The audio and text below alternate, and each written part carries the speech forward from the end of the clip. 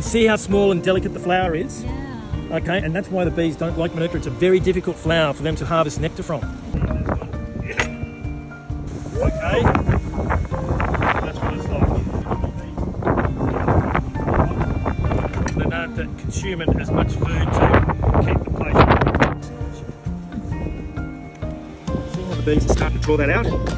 Okay, so now they draw wax foundation. This is made out of beeswax, pure beeswax. They draw this faster than they do plastic stuff that is sprayed with wax. So that's why we put these in. So yeah, so that's going okay. That's a good sign.